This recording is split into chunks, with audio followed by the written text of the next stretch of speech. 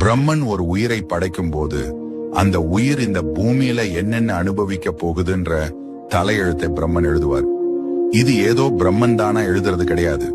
அந்த உயிர் முற்பிறவியில செஞ்ச நல்ல வினைகள் மற்றும் தீய வினைகளை கர்ம பலன் கணக்குல வச்சுதான் அந்த பிரம்ம லிபி எழுதப்படுது. ஒரு முறை படைப்பு கடவுளான பிரம்மன் முருகப்பெருமானை சந்திக்க சென்றார். அப்போது சிறுவனாக இருந்த முருகப்பெருமான் பிரம்மனிடம், நீர் படைப்பு தொழில் செய்கிறீரே, உமக்கு அதன் மூல மந்திரமான ஓம் என்ற பிரணவத்தின் பொருள் தெரியுமா என்று கேட்டார். படைப்பு கடவுளுக்கே அந்த ரகசியம் தெரியவில்லை. இதனால் கோபமடைந்த முருகன் பிரம்மனை சிறையில் அடைத்தார். பிரம்மன் சிறையில் இருந்த காலத்தில் உலகை படைக்கும் பொறுப்பை முருகப்பெருமானே ஏற்றார்.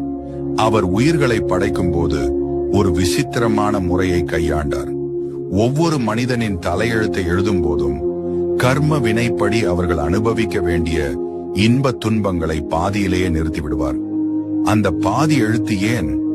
தேவர்கள் இதை கண்டு குழம்பி, முருகா, விதியை ஏன் முழுமையாக எழுதாமல் பாதியிலேயே விடுகிறீர்கள் என்று கேட்டார்கள்.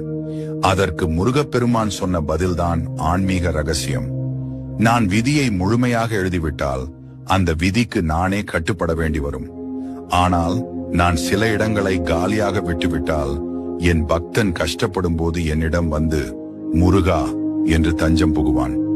அவன் அப்படி சரணடையும் போது அந்த வெற்றிடத்தில் அவனுக்கு தேவையான நன்மைகளையும் அருளையும் நானே என் கையால் எழுதலாம் அல்லவா?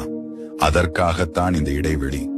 சிறையில் இருந்து விடுதலையான பிரம்மனுக்கு இந்த ரகசியம் தெரிந்தது.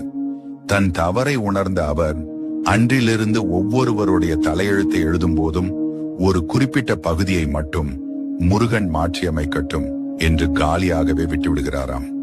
அதனாலதான் பிரம்மன் எழுதின விதியை அந்த பரமசிவனே மாற்ற முடியாது என்றாலும் முருகப்பெருமான் நினைத்தால் மாற்றுவார் அப்படிங்கிற நம்பிக்கை உருவானது.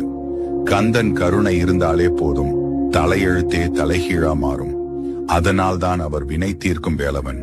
உங்க விதியை மாத்த போற அந்த முருகனுக்கு ஒரு அரோகரா சொல்லிட்டு இந்த வீடியோவை மத்தவங்களுக்கும் ஷேர் பண்ணுங்க.